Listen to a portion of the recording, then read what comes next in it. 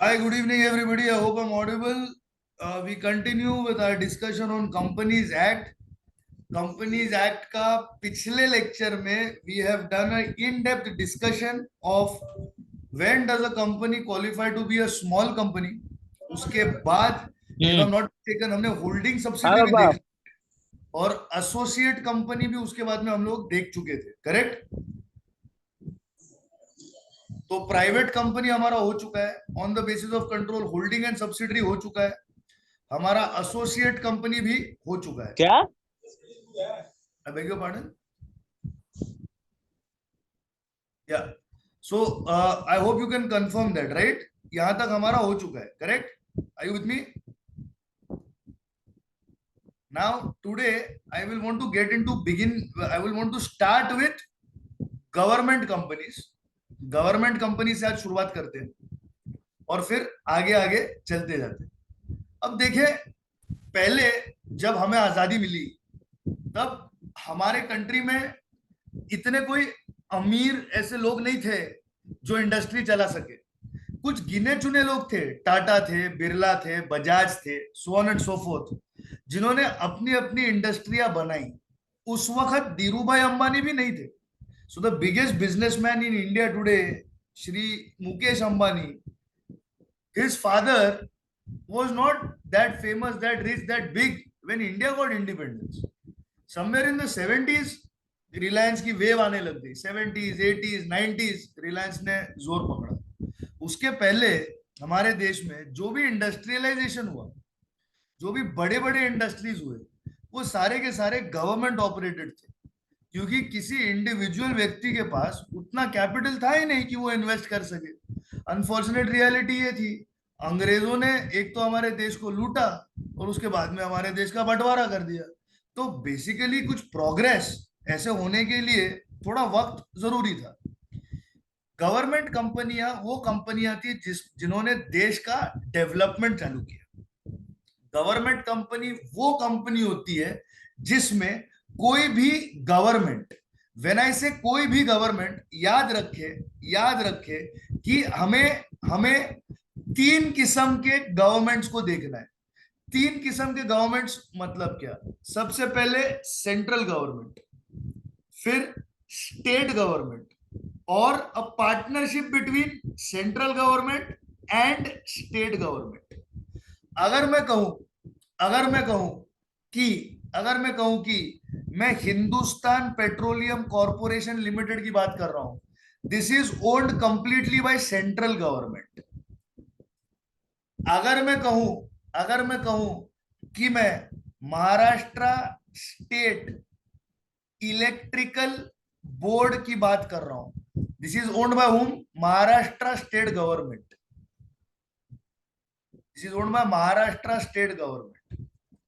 तो हर स्टेट की अपनी स्टेट के अंदर इन्वेस्टमेंट होती है।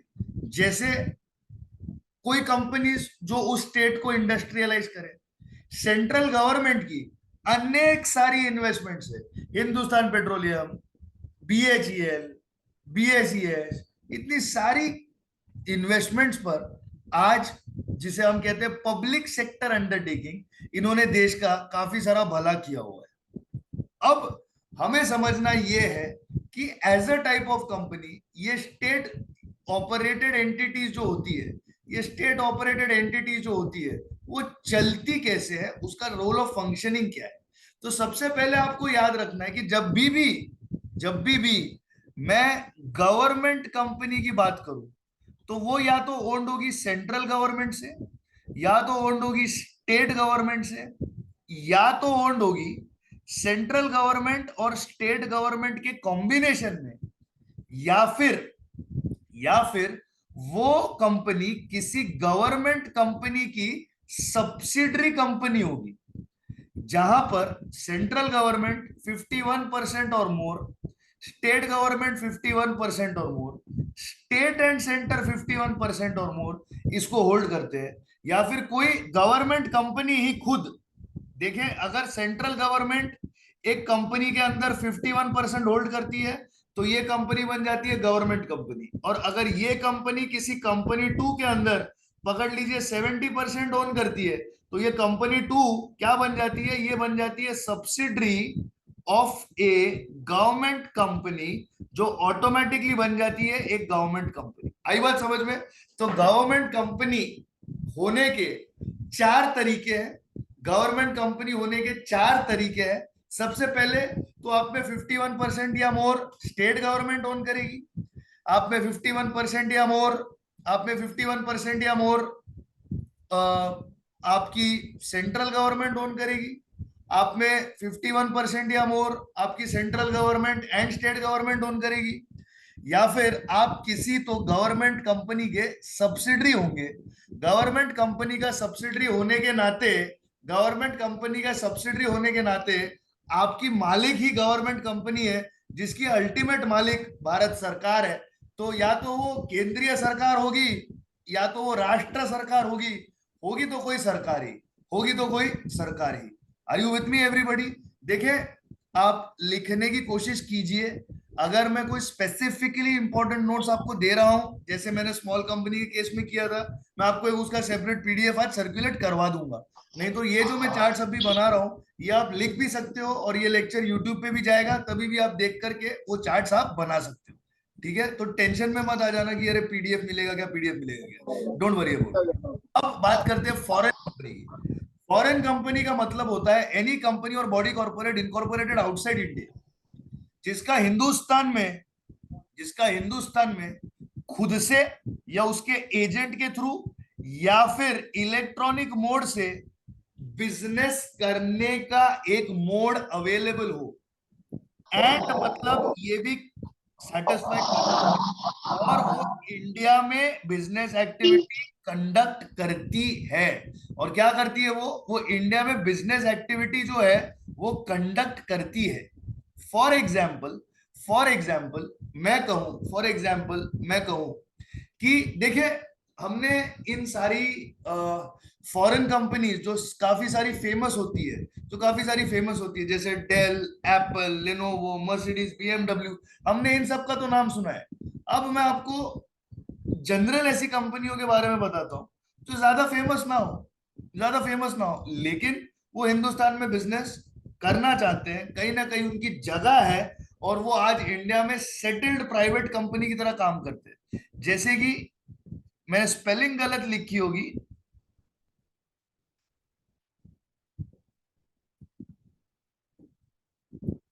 ये एक जापानीज कंपनी है, इसको एके कॉर्पोरेशन बोलते हैं, असाई कसाई। ये काफी सारे technological products, infrastructure related products, service advisory Japan से दुनिया भर में करती है, हिंदुस्तान में भी करती है। पहले ये नीम राणा नाम की जगह में आए, राजस्थान में आए, सेटअप किया, फिर उन्होंने अपनी इंडियन सब्सिडरी भी यहाँ पे सेटअप की। शुरुआत में जब वो आए, तब उनके पास कोई इंडियन सब्सिडरी नहीं थी। वो अपने एजेंट के थ्रू और ऑनलाइन अपना बिजनेस चलाते थे, और इसके साथ ही साथ वो बिजनेस एक्टिविटी कंडक्ट करना जरूरी है। तो सबसे पहले क्या है कि if you are a foreign company, you have to have a place of business in India, और थ्रू एन एजेंट फिजिकली और through electronic mode you have to be present, and you have to conduct a business activity in India in any other manner। मतलब या तो आप electronic से ना करें, या तो आप एजेंट से ना करें, लेकिन आप कोई तो तरीके का बिजनेस हिंदुस्तान में चलाने की कोशिश करें, तब आप जाके बन जाते हो फॉरेन कंपनी। देखिए, फॉरेन कंपनी और इंडियन कंपनी में एक ही फर्क होता है, और वो फर्क ये होता है कि फॉरेन कंपनी हिंदुस्तान में इनकॉर्पोरेटेड नहीं होती। जब वो अपनी कंपनी हिंदुस्तान में इनकॉर्पोरेट करती है, तब वो कंपनी बन जाती है इंडियन सब्सिडरी, और ऑटोमेटिकली उस कंपनी का इंडिया में एक बेस हो जाता है। आई बात समझ में? Let's go to section 8 companies. Section 8 companies वो सारी कंपनीज होती है जो कोई चैरिटेबल ऑब्जेक्ट्स के लिए फॉर्म की जाए। इन कंपनियों का मकसद ही इंसानियत होता है, ये कोई प्रॉफिट वगैरह करने के लिए नहीं आते। They are there for four specific reasons. And those four specific reasons are very, very clearly highlighted. Those four specific reasons are to promote charitable objects of commerce, arts, science, sports, education, research, social welfare, religion, charity, protection of environment etcetera. अभी इतने सारे याद कैसे करें? इतने सारे याद मत कीजिए. आर्ट्स, कॉमर्स, साइंस तो सबको याद में रहता है, स्पोर्ट्स सबको याद में रहता है, रिलीजन और एनवायरनमेंट ये भी सबको याद में रहेगा. So what are you doing? What are you doing? You are promoting.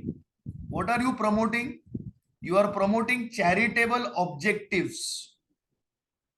Charitable objectives of what? Of commerce, of arts, of science, of religion, and of environmental protection. And of environmental protection. मेरे father एक charity में involve थे. उनका नाम था mouth and foot painting artist of India.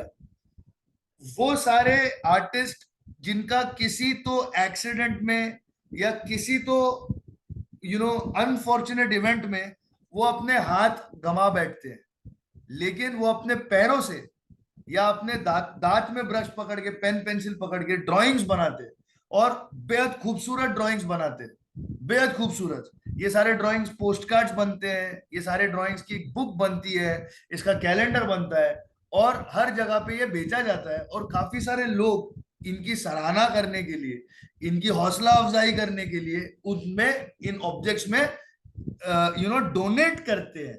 और उसकी वजह से होता यह है कि इन आर्टिस्ट्स को भले ही कोई हैंडीकैप क्यों ना हुआ हो, लेकिन आज भी वो अपनी मेहनत से, अपने गुरूर से अपना जो है रोजी रोटी कमा सकते हैं. ये होता है charitable objective. Next, it is, what is the first objective? Promotion. Promotion of what? Promotion of charitable objective of what? Commerce, arts, science, religion, environmental protection. आगे लिख देने का etc. आगे लिख देने का etc. Next, such a company intends to apply its profit in. What does it intend to apply its profit in? It intends to apply its profits in promoting its objects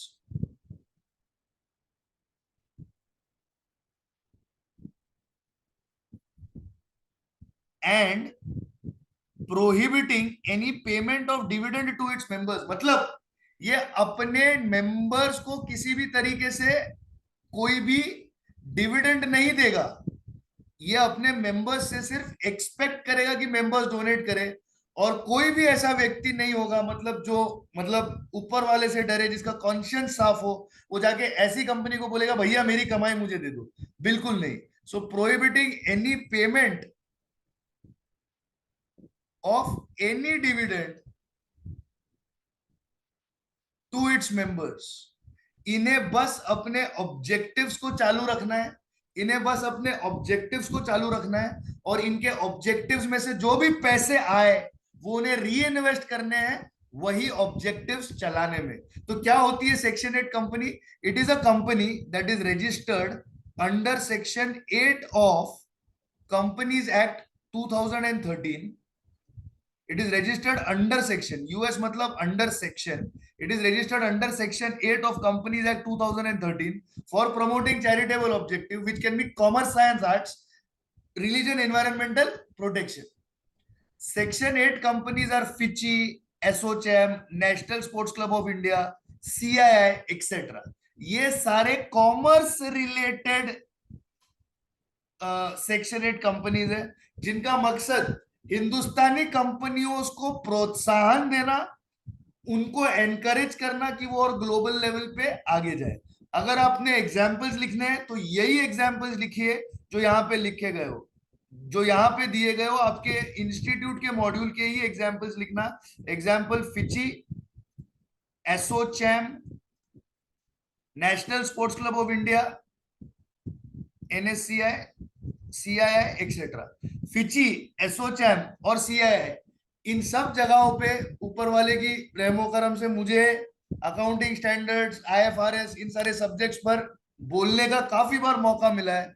और ये सारे जो associations है ये अपने members के knowledge के लिए और इस देश के रिसोर्सेस को डेवलप करने के लिए बहुत सारी मेहनत करते हैं. They are very good associations. ऐसा हो कि कभी आपको भी मौका मिले उनके इवेंट्स को अटेंड करने का और वहां पे बोलने का, तो आपके करियर में एक बहुत अच्छा प्रोत्साहन आप सबको मिलेगा। आप चाहे तो उसका स्क्रीनशॉट ले सकते हैं, नहीं तो यूट्यूब पे तो ये आ ही जाएगा। आगे चलते। Section 8 companies allow the central government to register such person or association as a company with limited liability without the additions of the word limited or private limited to its name by issuing license under such condition as it deems fit।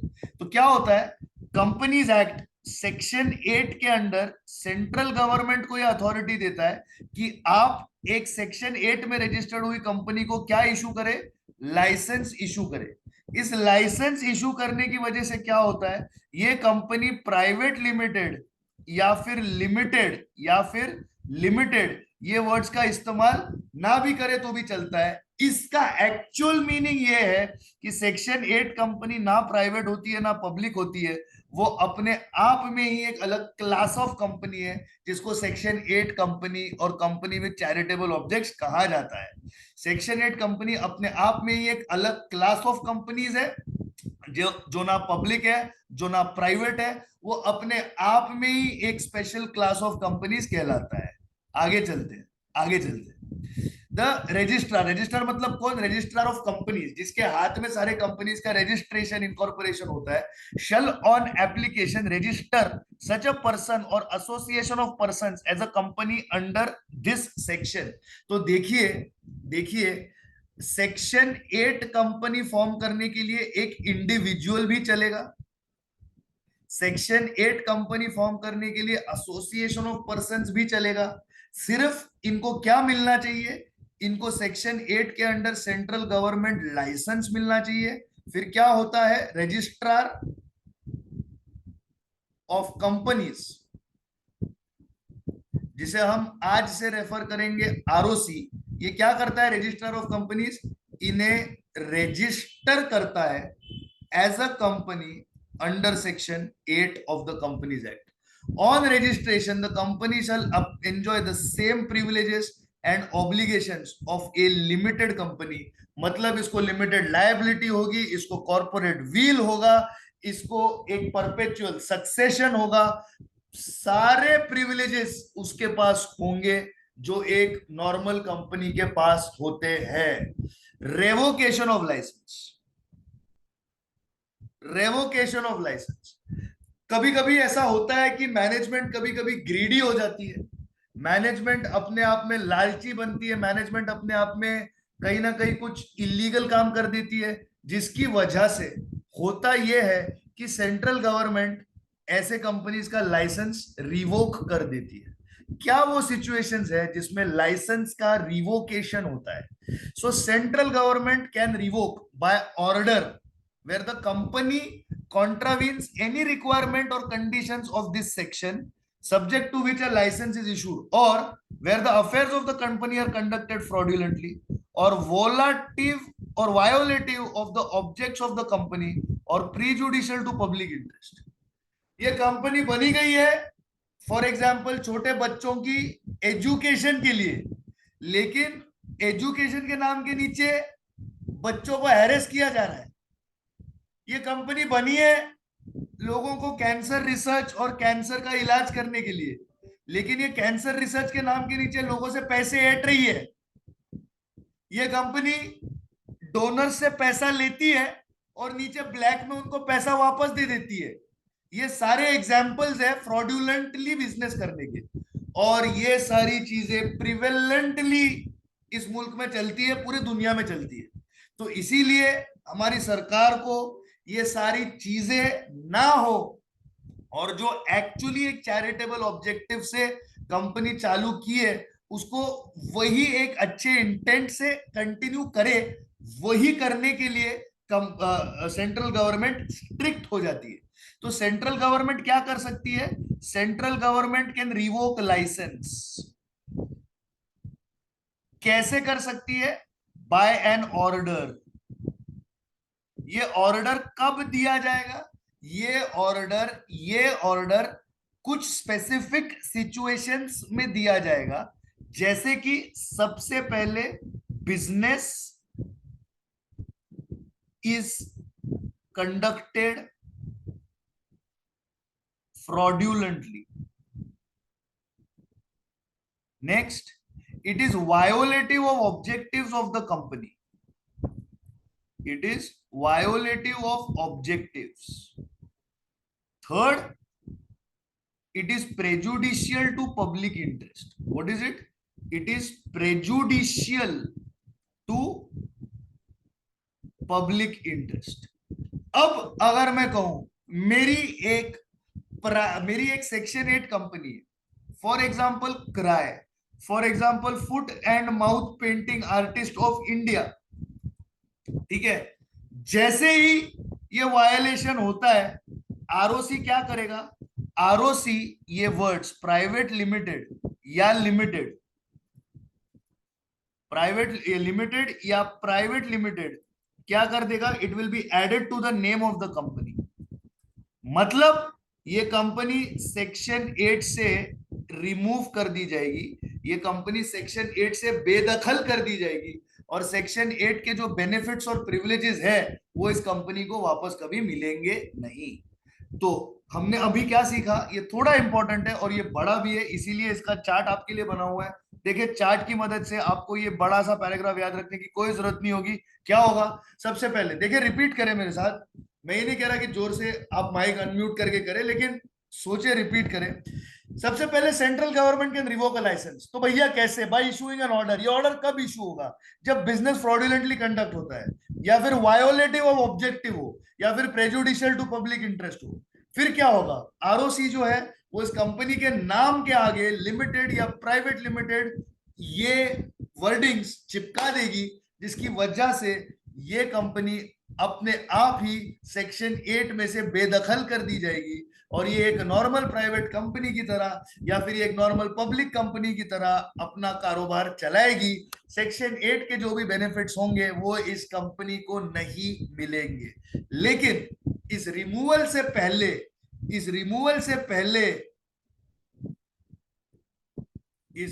से पहले opportunity of being heard, मतलब अपनी दलीलें पेश करने का मौका will be granted, मतलब दिया जाएगा. अपनी दलीलें एक जज के सामने पेश करने का मौका दिया जाएगा. Where the license is revoked, the central government may, in public interest, order the company registered should be amalgamated with another company registered under this section having similar objectives to form a single company with such a constitution, properties, powers, rights, interests, authorities and privilege, and with such liabilities, duties and obligations as may be specified in the order, or the company be wound up. देखिए, आपकी section 8 company बराबर से चला नहीं रहे हो, तो आपको सरकार ने क्या बोला? आपका सेक्शन 8 का जो लाइसेंस है वो रिवोक हो गया है. What happens after revocation? ये इंपॉर्टेंट क्वेश्चन है. आफ्टर रिवोकेशन होता क्या है? आफ्टर रिवोकेशन आपको सेंट्रल गवर्नमेंट एक ऑर्डर देती है. After revocation central government in public interest क्या करेगी? इशू करेगी एक ऑर्डर को. क्या करेगी? इशू करेगी एक ऑर्डर को. और ये ऑर्डर क्या होगा? ये ऑर्डर बोलेगा या तो भैया आप कंपनी को वाइंड अप कर दीजिए, मतलब कंपनी इज डिसॉल्व्ड, या तो आप अमेलगमेट हो जाइए विथ अनदर सेक्शन 8 कंपनी. या तो क्या हो जाइए? अमालगमेट हो जाइए विथ अनदर सेक्शन 8 कंपनी. और ये जो अनदर सेक्शन 8 कंपनी होगी उसके होंगे सिमिलर ऑब्जेक्ट्स. उसके क्या होंगे? उसके होंगे सिमिलर ऑब्जेक्ट्स. मतलब पकड़ लीजिए, आप रिलीजियस चैरिटी हो या आप एनवायरनमेंट प्रोटेक्ट करने वाली चैरिटी हो, तो आप किसी दूसरे सेक्शन 8 एनवायरनमेंट वाले के साथ जुड़ जाएंगे, आप किसी दूसरे एनवायरनमेंट प्रोटेक्शन वाले के साथ जुड़ जाएंगे, और आप क्या फॉर्म करेंगे? आप उनके साथ फॉर्म करेंगे एक single section 8 company. Form a single section 8 company, form a single section 8 company with such another company. और आपका क्या होगा? आपके पास उस कंपनी में होगा constitution, properties, power, right, interest, authority, etcetera etcetera, इतना लिखोगे तो भी चलेगा। तो आफ्टर रिवोकेशन क्या होगा, सेंट्रल गवर्नमेंट पब्लिक इंटरेस्ट में क्या करेगी, एक ऑर्डर इशू करेगी। उस ऑर्डर के तहत या तो आपका वाइंडिंग अप हो जाएगा या तो आप अमालगमेट हो जाएंगे, मतलब आपको एक दूसरी सेक्शन 8 कंपनी क्या करेगी, टेक ओवर करेगी। और जो टेक ओवर करेगी सेक्शन 8 कंपनी, उसके होंगे सिमिलर ऑब्जेक्टिव्स। मतलब आप पर्यावरण के प्रोटेक्शन के लिए बने हो तो आप किसी दूसरे ऐसे एनवायरमेंटल एक्टिविस्ट कंपनी के साथ ज्वाइन हो जाएंगे और आप दोनों मिलकर के एक ही कंपनी बनेंगे, जिसमें अपना कॉन्स्टिट्यूशन होगा, अपनी प्रॉपर्टीज होंगी, पावर होगा, राइट होगा, इंटरेस्ट होगा, अथॉरिटी होगी, फलाना ढिमका। ये आपने याद रखना है। पर ये सब कुछ करने के लिए क्या होता है, central government has to do what, it has to issue an order. Central government has to do what, it has to issue an order. आई बात समझ में? Are you with me everybody? इसका आप स्क्रीनशॉट ले ले, इसका आप स्क्रीनशॉट ले ले। स्क्रीनशॉट आप ग्रुप पे भी पोस्ट कर सकते हो, कोई बात नहीं, सबका भला होगा। स्क्रीनशॉट आप ग्रुप पे भी पोस्ट कर सकते हो या फिर आप आपके पास रख सकते हो। लेक्चर यूट्यूब पे आ जाएगा, वहां पे आपको मिल जाएगा। ठीक है जी, ओके, आगे चलते हैं। I am rubbing the screen, please screenshot ले लीजिए, जल्दी से स्क्रीनशॉट ले लीजिए। रब कर लू, करूँ रब? ले लिया स्क्रीनशॉट? Yes sir. अज्यूम करता हूँ ले लिया। आगे चल रहा हूँ, आगे चल रहा हूँ। Penalties and punishment in contravention, ये इसका तीसरा इंपॉर्टेंट टॉपिक है। If the company makes any default with complying with any of the requirements laid down, the company shall without prejudice to any other action under the provisions of this section be punishable with a fine not less than 10 lakh but which can extend to 1 crore rupees, and directors and every officer of the company in default shall be punishable with fine not less than 25,000 rupees which may extend to 25 lakh rupees, and other default will be mentioned under section 447। So section 447 companies act का एक ऐसा section है जो सबको punishments prescribe करता है। इसकी पढ़ाई आप सीए फाइनल में करेंगे। पनिशमेंट फॉर कॉन्ट्रावेंशन क्या है? पनिशमेंट फॉर कॉन्ट्रावेंशन दो लोगों को दिया जाता है, एक दिया जाता है टू द कंपनी इटसेल्फ और दूसरा दिया जाता है to all the directors and officers of the company. Directors plus every officer. ध्यान रखे दोनों जगह पे सिर्फ फाइन ही है, कहीं पर भी इम्प्रिजनमेंट नहीं है। मतलब आप जेल तो नहीं जाएंगे लेकिन आपको फाइन तो तगड़ी पड़ेगी। Fine will be not less then for the company not less then 10 lakh rupees but में एक्सटेंड टू 1 करोड़। बट में एक्सटेंड टू हाउ मच? में एक्सटेंड टू 1 करोड़।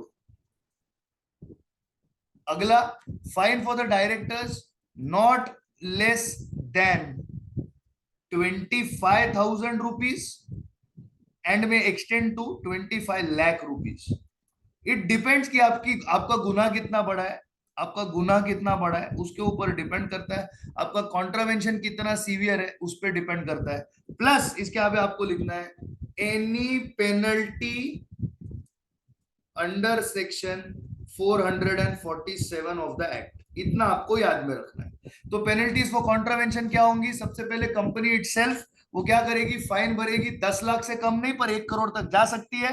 डायरेक्टर और सारे ऑफिसर्स फाइन भरेंगे जो 25,000 से कम नहीं होगी और 25 लाख पर पर्सन तक भी जा सकती है। और कोई भी पेनल्टी जो सेक्शन 447 के तहत प्रिस्क्राइब्ड हो वो इस कंपनी और उसके डायरेक्टर्स पर पड़ सकती है। ये हो गई बात आपकी पेनल्टीज फॉर कॉन्ट्रावेंशन की। इसका स्क्रीनशॉट ले लीजिए, ये सच्ची में आपको काम में आएगा। आपका पूरा सेक्शन 8 इन 3-4 चार्ट्स में जो है वो रिवाइज हो जाएगा। आई बात समझ में? ले लीजिए स्क्रीनशॉट, रब कर रहा हूं मैं, ले लिया स्क्रीनशॉट, रब कर दिया मैंने। ठीक है, आगे चलते, आगे चलते। सेक्शन 8 कंपनी के सिग्निफिकेंट पॉइंट्स क्या होते हैं? सबसे पहले तो सेक्शन 8 कंपनी जो होती है, सबसे पहले सेक्शन 8 कंपनी जो होती है, it is form for the purposes of promotion of commerce, art, science, religion. ये हमने देख लिया। Requirement of minimum share capital does not apply. It uses it's profits for the promotion of the objective. Objective क्या है? Objective है ना, commerce, science, art, religion, protection of environment etcetera. तो जो भी प्रॉफिट होगा वो किस में चला जाएगा? प्रमोशन ऑफ ऑब्जेक्टिव में चला जाएगा। It does not declare dividend to its members. ये बहुत इंपॉर्टेंट चीज है कि ऐसी कंपनी, सेक्शन 8 कंपनी जो होती है वो अपने मेंबर को डिविडेंड नहीं देती। सेक्शन 8 कंपनी अपने मेंबर को डिविडेंड नहीं देती, क्योंकि वो अपने सारे प्रॉफिट्स अपने ऑब्जेक्टिव्स में री इन्वेस्ट करना चाहती है। उसको स्पेशल लाइसेंस मिलता है, कहां से? सेंट्रल गवर्नमेंट से। उसको वर्ड्स लिमिटेड और प्राइवेट लिमिटेड यूज करने की जरूरत नहीं है।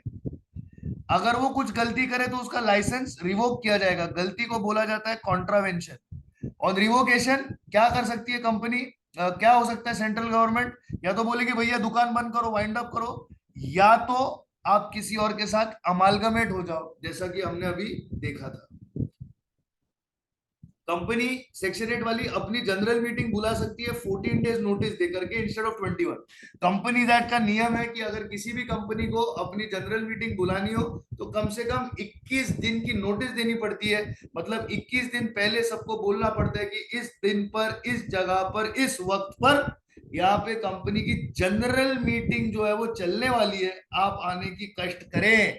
ये कंपनी आपको एक चिट्ठी के थ्रू, एक ईमेल के थ्रू, अपने ऑफिशियल वेबसाइट के ऊपर ये इंटीमेशन देती है। लेकिन ये किसी भी कंपनी को 21 दिन के वक्त में करना होता है, लेकिन सेक्शन 8 कंपनी को कितना वक्त दिया जाता है? 14 दिन का वक्त दिया जाता है। Requirement of minimum number of directors, independent director जो दिया गया है सेक्शन 49 सबसेक्शन 1, सबसेक्शन 2 और सबसेक्शन 11 में, ये आपको एप्लीकेबल नहीं है। सर हम सेक्शन 49 कब पढ़ेंगे? सीए फाइनल में, इंटर में आपको आ जाएगा।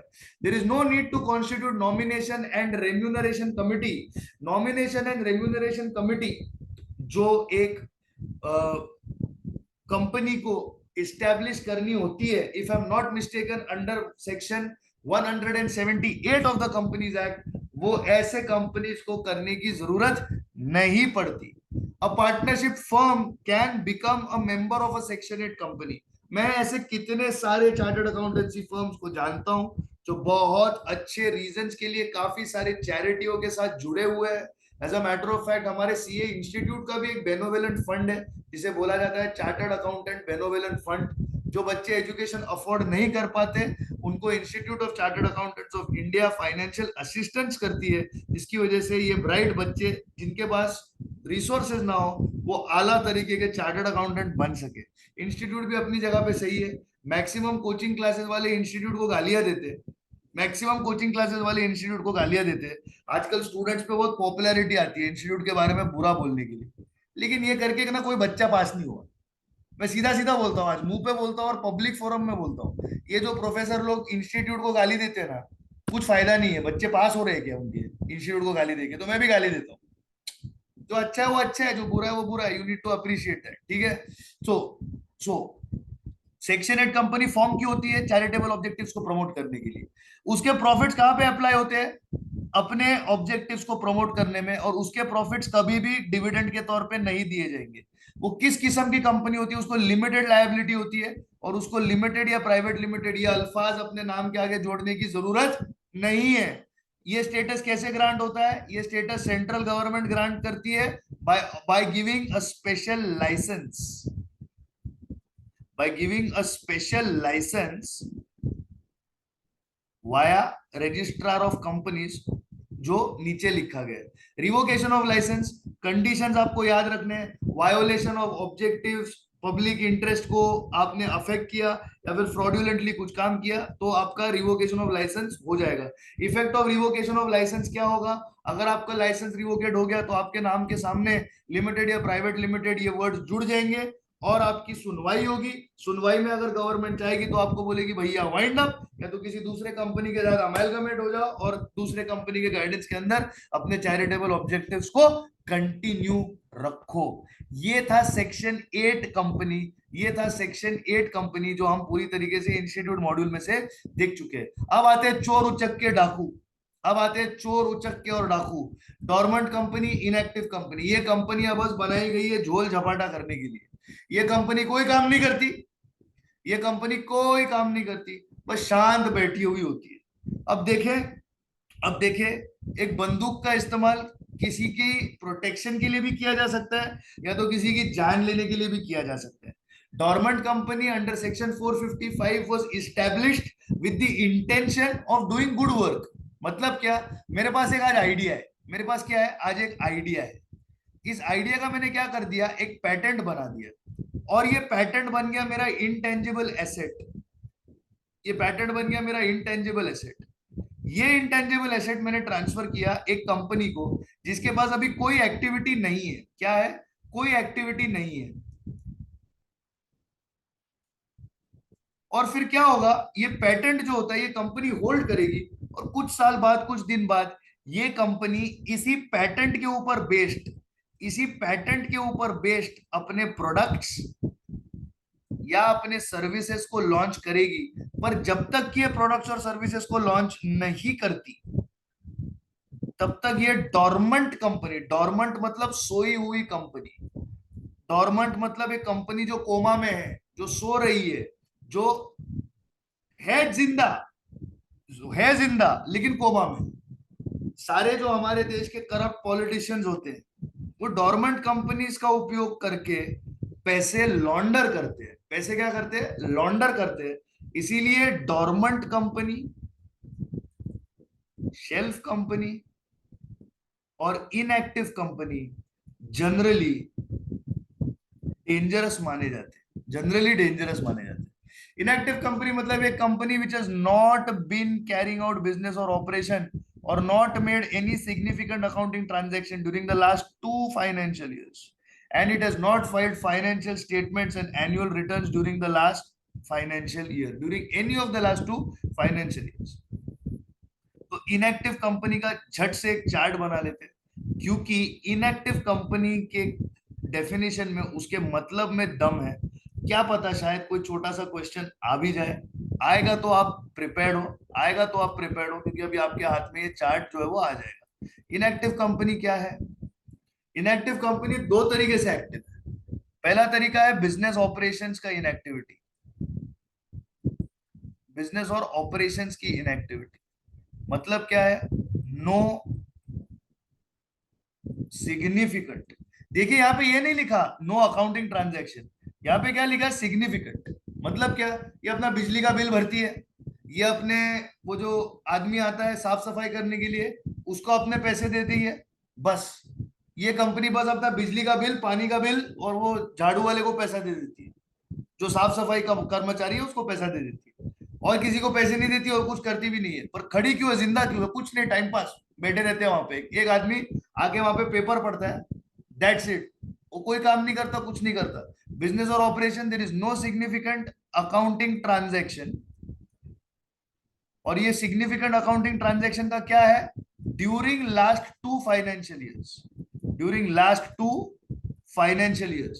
मतलब अगर मेरा करंट फाइनेंशियल ईयर, अगर मेरा करंट फाइनेंशियल ईयर है 2023-24, मतलब इसके पीछे के 2 साल, मतलब 2022-23 और 2021-22, इन 2 सालों में there is no significant accounting transaction. दूसरा, ये कंपनी ना अपने फाइनेंशियल स्टेटमेंट्स, मतलब balance sheet, profit and loss account, cash flow statement बनाती नहीं है, और अपने annual returns, section 97 of Companies Act, section 92, section 97 require you to fill annual return, require you to do what? They require you to fill annual return. ये annual return जो है ये company भरती नहीं है। So financial statements and annual returns are not filed, कभी are not filed during the last 2 financial years. During what? Last 2 financial years. So last 2 financial years में क्या? No significant accounting transaction and no financial statements and annual returns filed. अगर ये condition satisfied है और इसके बीच में और condition है, मतलब हो सकता है कि आपके पास में कोई सिग्निफिकेंट ट्रांजैक्शन ना हो, पर आप सब कुछ बना रहे हो, financial statement, balance sheet, PNL सब बना रहे हो, फिर भी आप इनएक्टिव कंपनी बन सकते हो। आपके पास सिग्निफिकेंट ट्रांजैक्शन है लेकिन आप balance sheet, PNL, cash flow और एनुअल रिटर्न्स नहीं फाइल करते हो, तो भी आप इनएक्टिव कंपनी बन सकते हो। आई बात समझ में? Significant transaction means any transaction other than, मतलब ये जो सारे ट्रांजैक्शंस है ये सिग्निफिकेंट नहीं है। ये क्या है? ये सिग्निफिकेंट नहीं है। Payment of fees to registrar, मतलब रजिस्ट्रार के जो चार्जेस है वो भरना। Payment made by it to fulfil the requirements under this act or any other law, for example tax भरना, फॉर एग्जांपल कंपनीज में कोई रजिस्ट्रेशन की फीस भरना, allotment of shares to fulfil the requirement of this act. इस companies act के तहत अगर वो कंपनी को अलॉटमेंट ऑफ शेयर्स करना है, मतलब इशू ऑफ शेयर्स करना है, तो वो करती है। मतलब शेयर कैपिटल को इशू करना सिग्निफिकेंट ट्रांजैक्शन नहीं है। Maintenance of its office and it's records, मतलब उसका एक अकाउंटेंट है जो बस सारे अकाउंट्स करता है, उसको वो कुछ एक छोटा बहुत सैलरी पैलरी देते हैं, वो सिग्निफिकेंट ट्रांजैक्शन नहीं है। और उस बंदे को पैसे देना जो आगे ऑफिस की मरम्मत साफ सफाई करके जाता है, वो भी सिग्निफिकेंट ट्रांजैक्शन नहीं है। So what are not significant transactions? Payment of fees to registrar, payment made to fulfil the requirement of this act or any other act, allotment of shares and payments made for the maintenance of office and accounts are not significant transactions. What are they? They are not significant transactions. आई बात समझ में? आई बात समझ में? Are you understanding what I'm trying to say? I hope so. I hope so. I hope so. अब इसे एक second,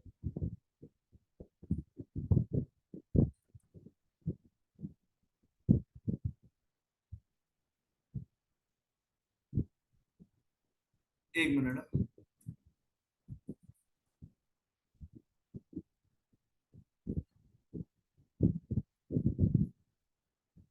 हमें किसका चार्ट एक क्विकली बनाना है? हमें चार्ट एक क्विकली बनाना है कि which are not significant transaction. जरा एक मिनट, मेरा स्क्रीन अटक गया शायद, एक सेकंड। ये वाला, ये वाला, which transactions are not significant? Which transactions are not significant? सबसे पहले payment of fees to ROC. Next, payment made to fulfil requirements of this or any act, for example tax भरना। Next, allotment of shares. Next क्या है? Allotment of shares. और finally next क्या है? Payment for maintenance of office and maintenance of records.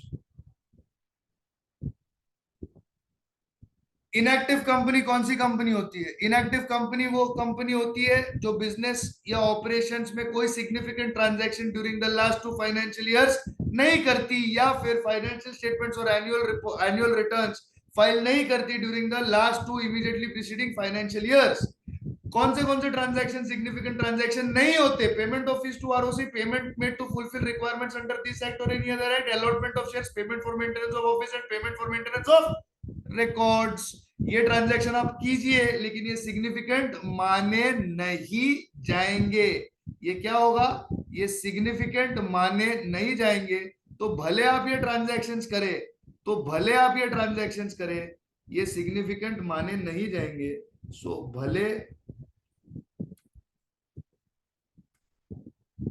if you do only these transactions, they are not considered significant. They are not considered significant. तो for example अगर आपको एक case study पूछी जाए, for example तो चलिए इस पे एक केस स्टडी बना लेते हैं। एक केस स्टडी, एक अच्छा सा केस स्टडी इस पे बना लेते हैं, ताकि आपको ये दिया गया है तो हो सकता है कि केस स्टडी क्वेश्चन आ जाए, और केस स्टडी में आपका ये कॉन्सेप्ट का रिवीजन भी हो जाएगा। तो चलिए एक केस स्टडी बना लेते हैं।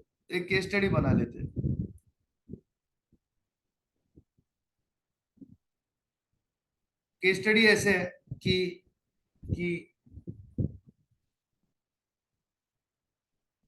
Commercial publishers Private Limited have only undertaken the following transactions in the past 2 financial years. Number one, payment to office boy for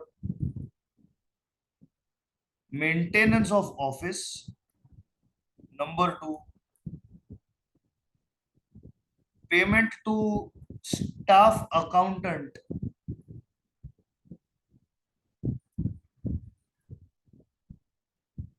for maintenance of records. Number three, payment of tax under Indian Income Tax Act 1961.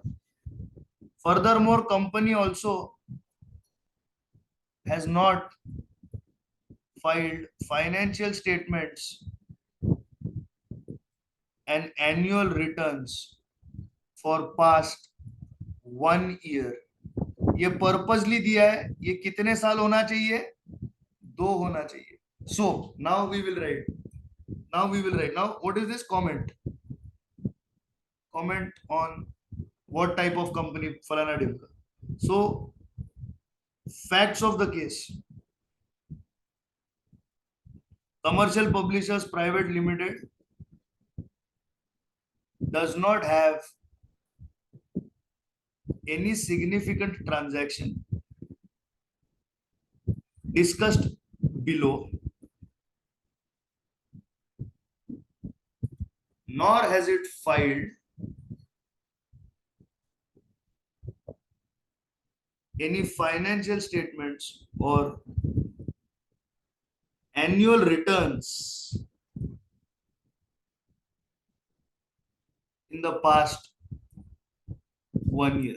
Significant transactions for past 2 years, nor it has past 2 financial years लिखिए, और यहाँ पे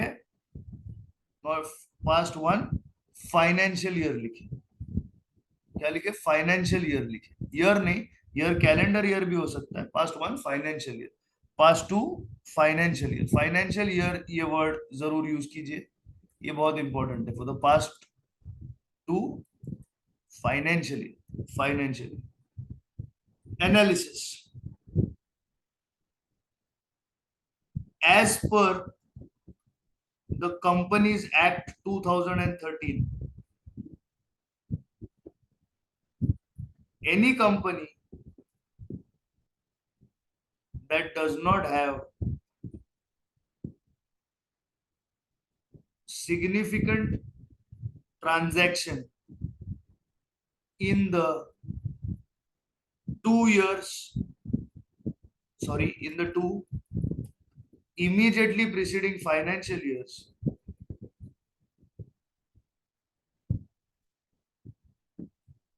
or has not filed financial statements or annual returns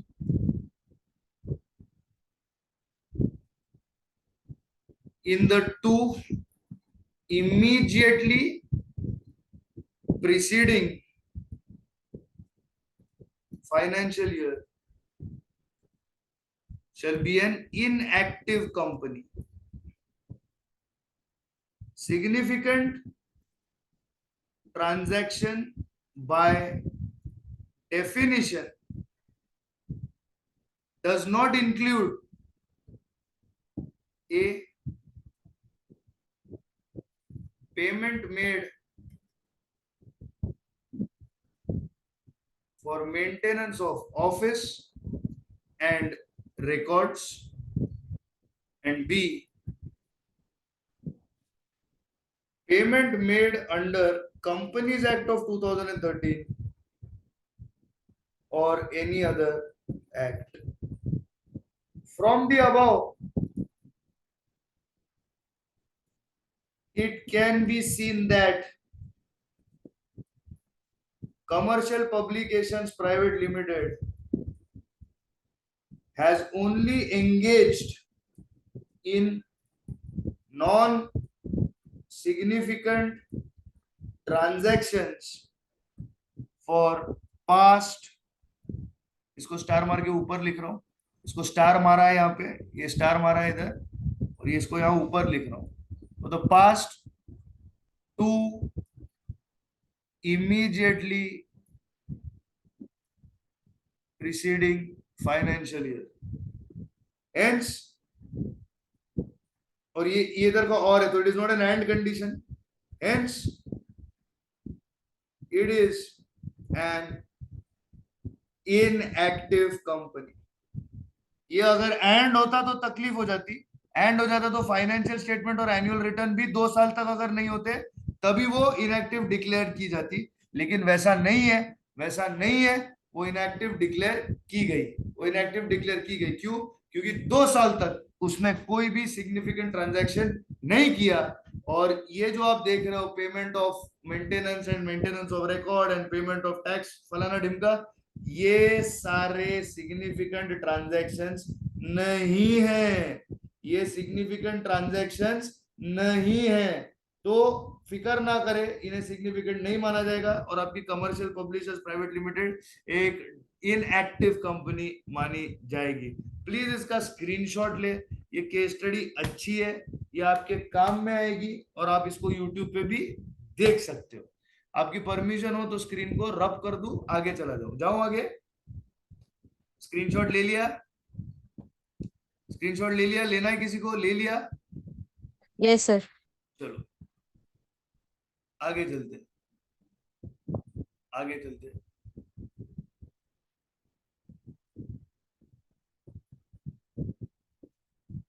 तो ये भी part अपना खत्म हो गया.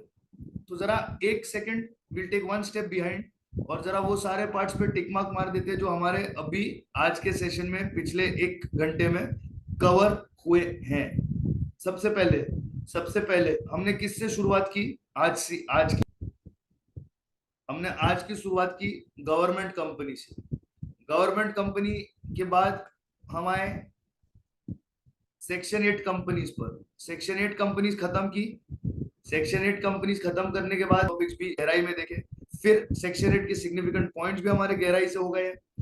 फिर हमने देखा डोरमेंट कंपनी, हमने देखा इनएक्टिव कंपनी, हमने देखे सिग्निफिकेंट अकाउंटिंग ट्रांजैक्शन. इतना हमारा आज का कवर हो चुका है, इतना हमारा आज का कवर हो चुका है. अब आगे देखे, आगे कहते हैं निधि कंपनी और आगे कहते हैं पब्लिक फाइनेंशियल इंस्टीट्यूशन. निधि कंपनी, पब्लिक फाइनेंशियल इंस्टीट्यूशन. तो पब्लिक फाइनेंशियल इंस्टीट्यूशन के बाद मैं आपको दे दूंगा 5 मिनट का break.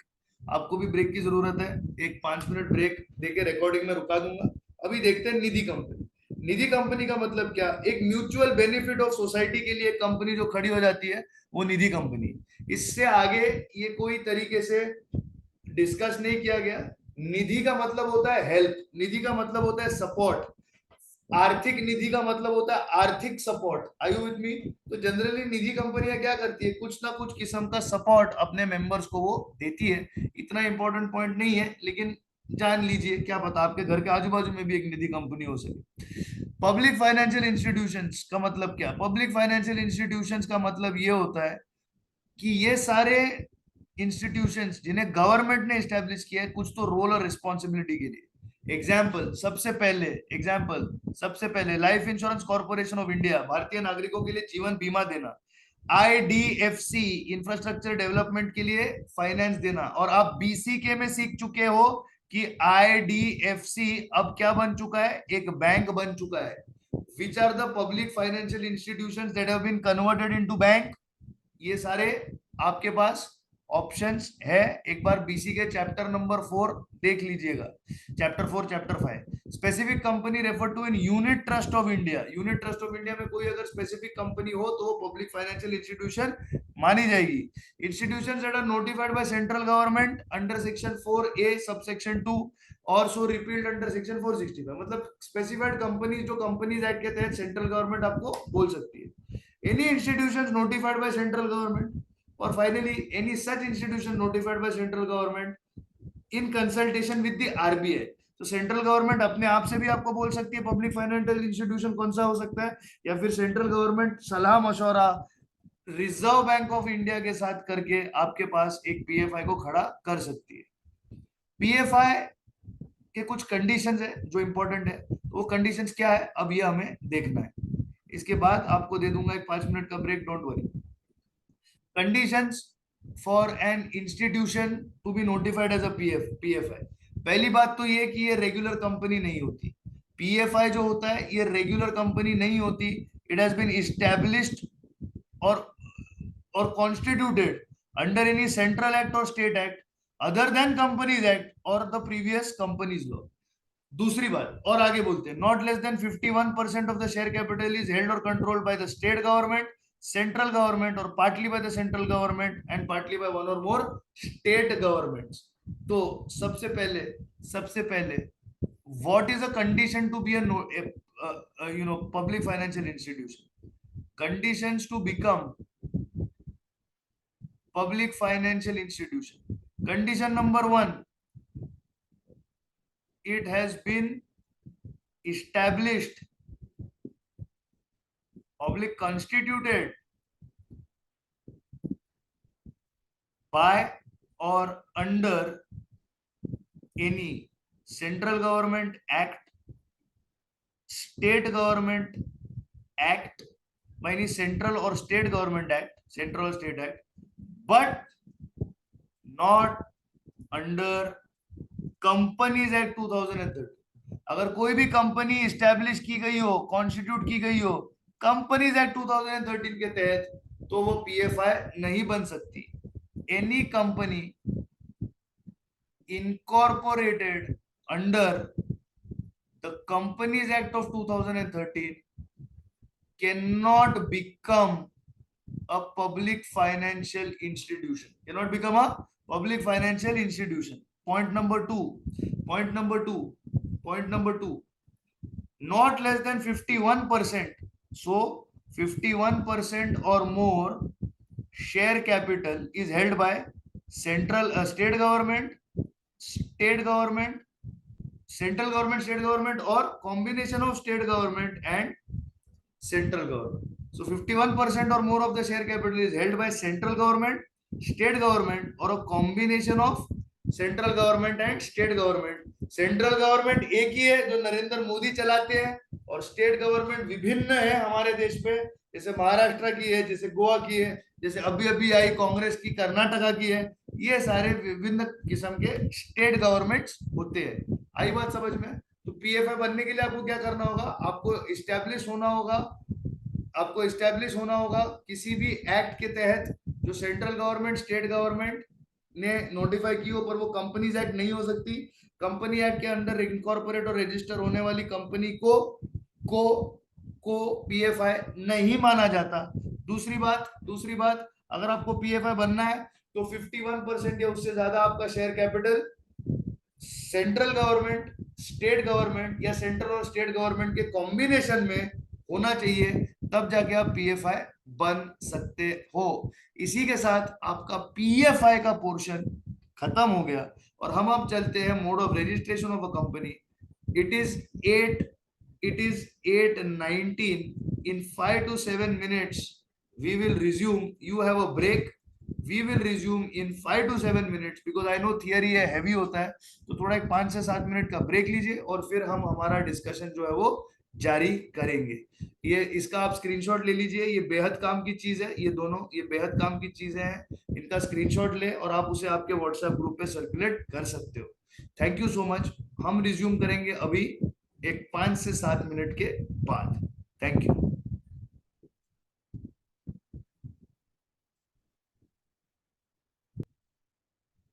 Hello guys, back from your break, good rest. Two very quick topics we have to do. आपको ज्यादा बर्डन नहीं करूंगा, it's Sunday night, possible you have plans with families and stuff. ज्यादा बर्डन नहीं करूंगा, धड़ाधड़ अभी अगले टॉपिक्स उड़ा दूंगा। मैं आपको प्रॉमिस करता हूं ये जो अगला टॉपिक है क्लासिफिकेशन ऑफ कैपिटल, ये मैं आने वाले 15 मिनट में खत्म कर दूंगा। 15 मिनट एकदम ज्यादा है, हो सके तो उससे ही कम में मैं कर दूंगा। सबसे पहले एक कंपनी को क्या चाहिए होता है अपना अपने आप को क्रिएट करने के लिए? एक कैपिटल चाहिए होता है। सबसे पहला वो कैपिटल है जो ये कंपनी मैक्सिमम इशू या फिर रेज कर सकती है। इस मैक्सिमम इशू या रेस करने वाले कैपिटल को under section 2 sub section 8 of the companies act कहा जाता है अथोराइज्ड कैपिटल, अथोराइज्ड कैपिटल और नॉमिनल कैपिटल। तो मानिए कंपनी के पास एक ऑथराइज्ड कैपिटल है, that it has an authorised share capital of 1 lakh shares at the rate of ₹10 each. मतलब इसका ऑथराइज्ड कैपिटल कितना हो गया? 10 लाख। 1 लाख शेयर्स है इसके पास। कितने हैं देख रहे हो स्क्रीन पे? 1 लाख शेयर्स है at the rate of 10 each. तो उसके पास 10 लाख शेयर इशू करने का परमिशन है। ये परमिशन कौन देता है इसे? अगर वो लिस्टेड होगी तो सेबी देता है, अगर वो अनलिस्टेड होगी तो एमसीए मतलब मिनिस्ट्री ऑफ कॉर्पोरेट अफेयर्स देता है। इसके बाद आती है इशूड कैपिटल। इशूड कैपिटल मतलब इस ऑथराइज्ड कैपिटल के अंदर से, ऑथराइज्ड कैपिटल के अंदर से इस कंपनी ने कितने शेयर्स इशू किए, मतलब इस 10 लाख के अंदर से कितने शेयर आम जनता को इशू किए, कितने शेयर पब्लिकली इशू किए, कितने शेयर पब्लिकली इशू किए, कितने शेयर इशू किए। इशू किए मतलब पब्लिक को बेचे, इशू किए मतलब पब्लिक को बेचे। Shares can be issued for cash, they can be issued for consideration other than cash. Shares can be issued as employee stock options plans. Shares can be issued as a sweat equity. There are various ways in which shares can be issued. इसके बारे में आप और depth में, और आप depth में आपके चैप्टर इशू ऑफ शेयर्स के अंदर सीखेंगे जो अकाउंट्स में है। दूसरा होता है कौन सा capital? Issued capital is that part of your authorized capital, of your authorized or nominal capital that has been issued to the public at large. Next आता है सब्सक्राइब्ड कैपिटल। सब्सक्राइब कैपिटल का मतलब क्या होता है? जो कैपिटल लोगों ने खरीदा। It is that part of the issued capital that has been purchased by the people. उसका एग्जैक्ट डेफिनेशन देखते हैं। What is subscribe capital? Subscribe capital is such part of capital which for the time being is being subscribed by the members of the company. It is that part of issued capital that is subscribed by members of the company, called up capital। Company ने मांगे हुए पैसे, that part of capital which has been called up for payment, it is on the number of shares issued obviously। it is that part of capital that is called up by company for payment। और finally आता है paid up capital. Paid up capital है that part of capital that has been paid for, that has been paid for and it does not include your calls in arrears। it is not include calls in arrears। it is the total amount paid or credited। it is the total amount paid or credited to share capital। it is given by the formula called up capital minus calls in arrears। calls in arrears मतलब वो सारे पैसे जो अपने share holders के दिए नहीं। तो for example a company private limited, a company private limited was incorporated under Companies Act 2013 with a base of with a base of 1 lakh equity shares of face value rupees 100 each. Out of these 40,000 shares have been issued to the public who have subscribed fully.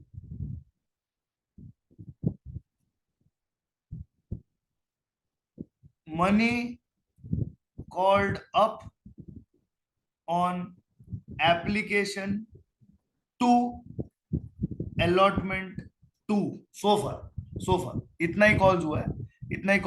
You can say final call इधर 2020 लेते क्योंकि 100 लिया ना, तो final call 60 का रख देते. ठीक है जी. तो चलिए अब देखते हैं कौन सा क्या है.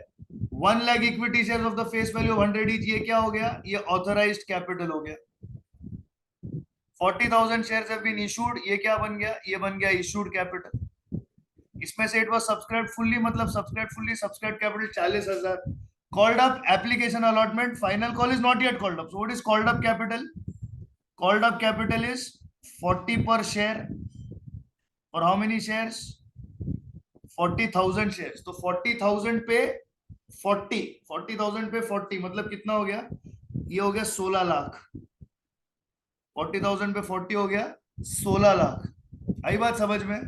और finally paid up. Let's assume that there are no arrears. Therefore paid up कितना बन जाएगा? पेड अप भी बन जाएगा 16 लाख रुपए का, because without any calls in arrears. देखिए, called up minus arrears is equal to paid up. तो मैंने कहा कॉल्ड अप मेरा 16 लाख का है और मैंने बोला कि मेरा कॉल्स इन एरियर्स जो है वो 0 है. तो ऑब्वियसली मेरा पेड अप भी कितना बन गया राजा? 16 लाख ही बन गया ना. I hope you are with me on that. Yes or no, please tell me that. I hope you are with me. समझा सबको गाइस? Responses please. समझा है? अंडरस्टैंडिंग? आई होप सो.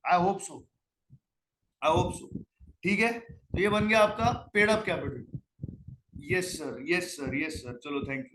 क्या पता तुम लोग के बैकग्राउंड में क्या शोर है, तुम लोग अनम्यूट करके कभी बोलते ही नहीं हो. Anyway, that's a different story. I am not getting into that. तो ये क्या बन गया? ये बन गया आपका फिफ्थ वाला heading. Types of share capital बन गया, खत्म हो गया. स्क्रीनशॉट ले लो, इसका काम में आएगा. एक चार्ट में पूरा एक्सप्लेन्ड है. Full universe has been taken care of. Please take it down. ले लिया? Can I rub it? उड़ा दे रहा हूं. आई एम अज्यूमिंग कि आपने स्क्रीनशॉट ले लिया होगा. ठीक है जी. अब आगे चलते हैं. तो आपका कौन सा टॉपिक अभी मैंने खत्म कर दिया? आपका टॉपिक जो मैंने अभी खत्म कर दिया, classification of capital is completed. अब आगे क्या देखना है? आगे हमको देखना है ये वाला types of capital. Equity, preference, फलाना ढिमका. Very simple, nothing to worry about. Share क्या होता है? शेयर इज अ शेयर मतलब होता है हिस्सा in the share capital of the company. Share होता है हिस्सा share capital of the company का. ये शेयर दो किस्म के होते हैं. एक होता है इक्विटी, एक होता है प्रेफरेंस. और भी इसमें वैरायटीज है. There are hybrid instruments with residual equity rights. ये सारी चीजें आप आगे जाके आपके करियर में फाइनल में सीख जाएंगे. लेकिन अभी तक के लिए आपको क्या सीखना है कि शेयर कैपिटल में आपके दो वैरायटीज है, एक इक्विटी शेयर और एक प्रेफरेंस शेयर. इक्विटी शेयर में होते हैं यूनिफॉर्म वोटिंग राइट्स और दूसरा होता है differential voting rights. Equity share capital होते हैं ultimate owners of the company के लिक्विडेशन पर सारे बाहर के क्रेडिटर्स को और प्रेफरेंस शेयर होल्डर्स को पैसे देने के बाद यदि कुछ बचे तो वो share holders of the company में बांटा जाता है. इक्विटी शेयर्स को कंपनी से कमाई ज्यादातर डिविडेंड और of course a high return on investment in the form of market trading में मिलती है. इक्विटी आज शायद इस देश का सबसे लिक्विडली ट्रेडेड फाइनेंशियल इंस्ट्रूमेंट होगा, क्योंकि पूरी दुनिया मार्केट में जब इन्वेस्ट करती है तब उनका मार्केट में आने का जरिया, उनका मार्केट का एंट्री वे इक्विटी शेयर्स ही होता है। तो equity shares are a freely traded financial instrument that give you a fantastic return on investment, and I believe everybody should invest and keep it's good. Shares की कुछ properties है, जैसे कि characteristics है, शेयर्स आर मूवेबल। इसका मतलब क्या होता है? इसका मतलब ये होता है कि मेरे शेयर्स में आपके नाम कर सकता हूं, मैं मेरे शेयर्स की ओनरशिप ट्रांसफर कर सकता हूं, मेरे शेयर्स में मेरे किसी दोस्त, यार, family member, spouse, mother, father के नाम, बच्चे के नाम कर सकता हूं। शेयर्स होते हैं नंबर्ड। नंबर्ड का मतलब ये होता है कि हर एक शेयर पे अपना एक क्रोनोलॉजिकल सीरियल नंबर होता है। This implies that every share has to be numbered. इसका मतलब ये होता है कि जो शेयर आपके पास है और जो शेयर मेरे पास है उसमें फर्क है, वो सेम नहीं है, वो सेम नहीं है। शेयर्स दो किस्म के होते हैं, equity share capital. Equity share capital देखें, इक्विटी शेयर कैपिटल जो होता है, इक्विटी शेयर कैपिटल जो होता है, ये होता है share capital where payment of dividend is not mandatory.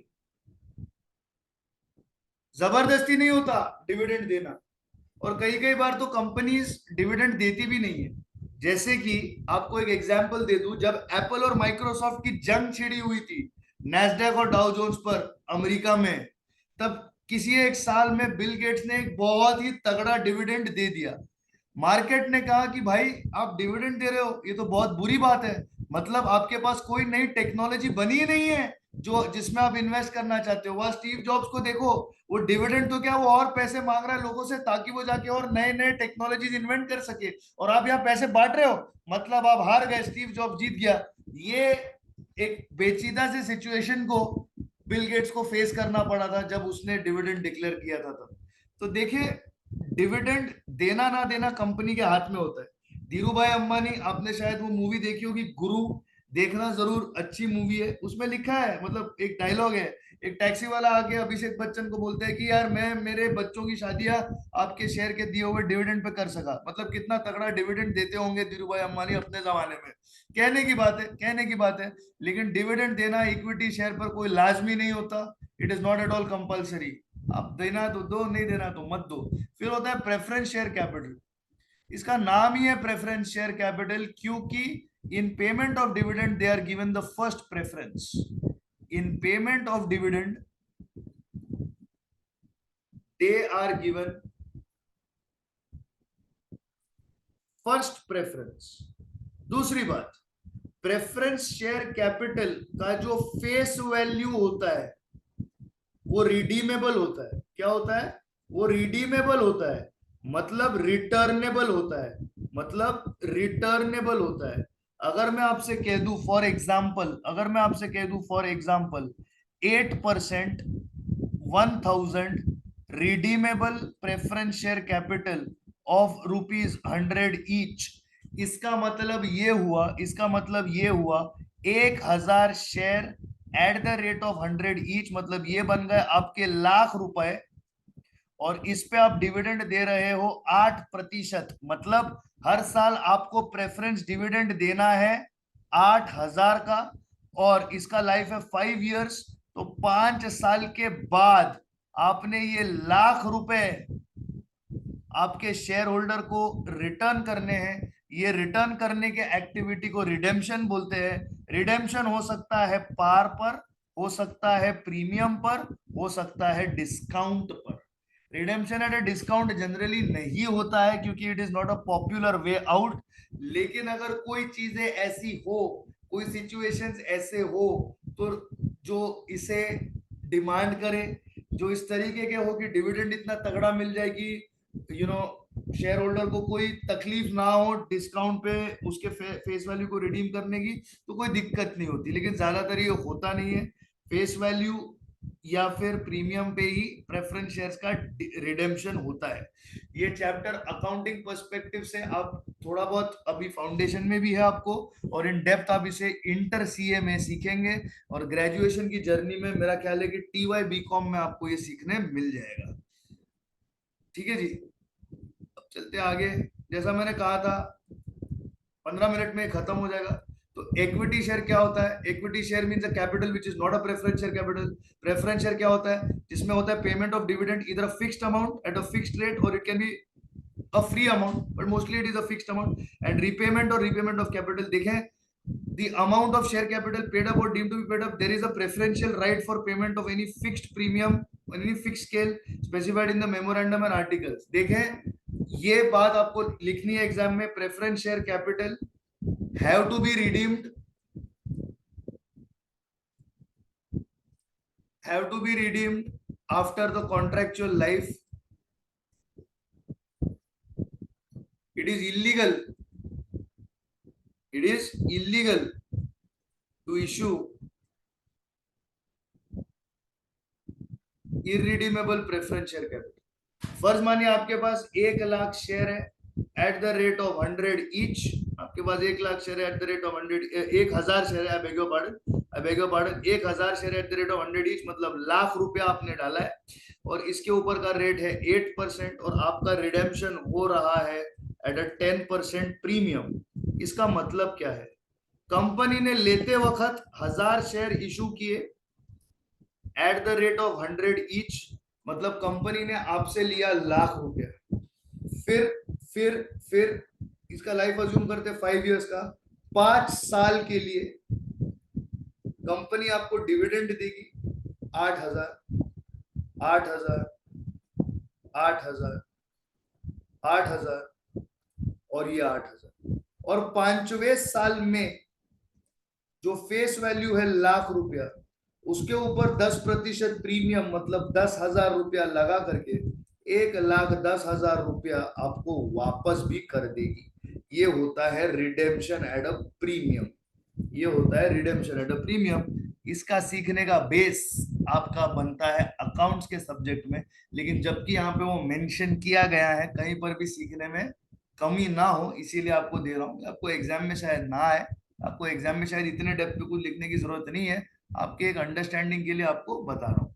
Capital can be deemed to be preference share capital if it has the following rights. Number one, in respect of redemption of capital, if there is a preferential right of repayment, then of course it is a preference share capital. And if there is a right in respect of receipt of dividend, then it is a preference share capital.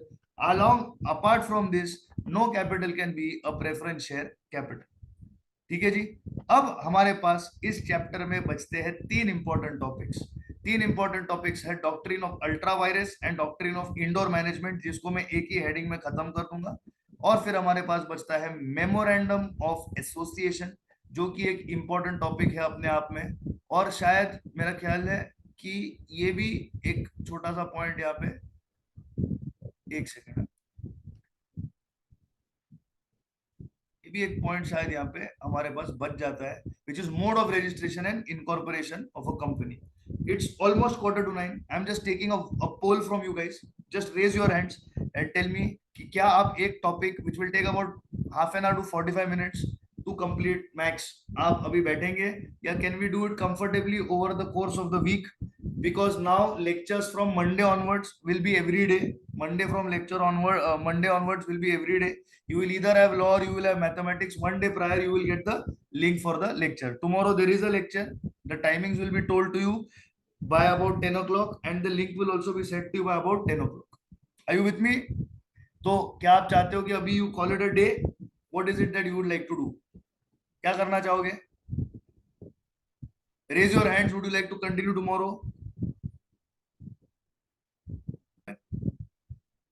देखें यहाँ पे preference share होता क्या है।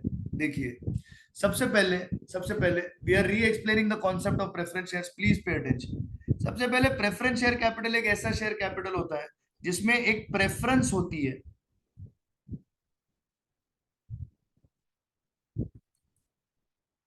For the payment of dividend.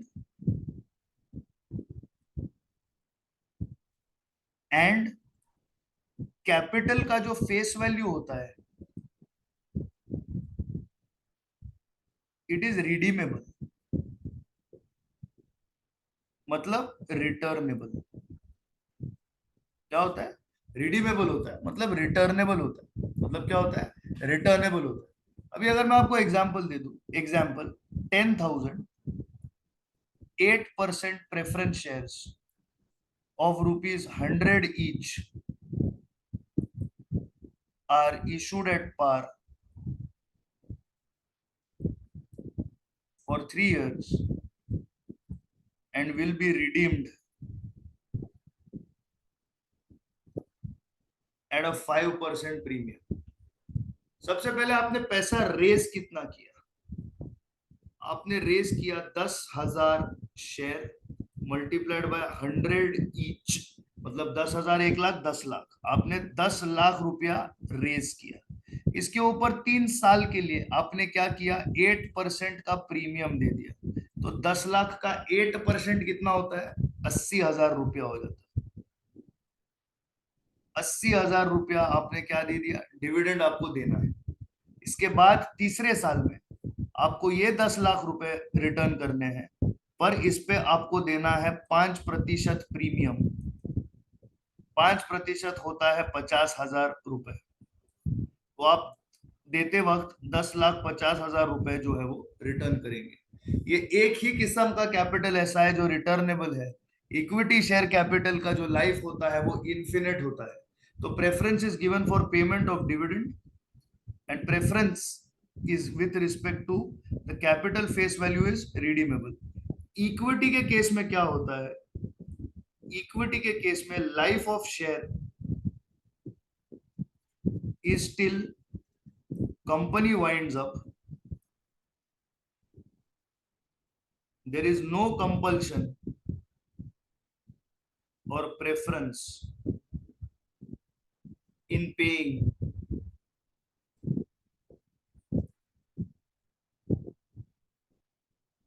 equity dividend। जब आप IPCC के law में पहुंचेंगे, इंटर सीए के, तब आप पढ़ेंगे सेक्शन 128 वगैरह। उन सारे सेक्शंस में आपको इसी पेमेंट ऑफ डिविडेंड वगैरह ये सारी चीजें आ जाएंगी। अगर आपने 12th में एसपी पढ़ी होगी तो थोड़ा बहुत आपको इसका पता होगा, शायद नहीं है तो कोई बात नहीं। इतना आपके अंडरस्टैंडिंग के लिए, अभी के लिए, इस लॉ के पेपर के लिए बहुत ज्यादा है। आ गई आपको बात समझ में? रितिका गुप्ता, ये आपका डाउट था, is it answered? Are you comfortable? You comfortable? Ritika Gupta, yes sir. चलो, थैंक यू, थैंक यू। तो चलिए, no worries, why you saying thank you? I should say thank you. चलो, इतना आपको समझ गया है तो एक काम करते हैं, एक काम करते हैं, एक काम करते हैं। Will call it a day today, will call it a day today. Don't worry about it, will call it a day today. Tomorrow timings will be given to you, tomorrow's timings will be given to you. Your lectures on time value of money and statistics will be uploaded on YouTube very soon। Videos में कुछ technical issues है, इसीलिए वो upload होने में थोड़ा सा देर लग रहा है, लेकिन 1 से लेकर 2 दिन के अंदर अंदर आपके वो वीडियोस भी आ जाएंगे। एपेक्स एकेडमिक्स का खुद का यूट्यूब का चैनल भी अभी ओपन हो रहा है, उस पर भी वो वीडियोस आपको मिल जाएंगे। नहीं है, ग्रुप नहीं है, ठीक है, नहीं है। चलिए, thank you so much for your time, thank you so much for your time. I will see you on Monday and we'll continue from there on. Thank you so much.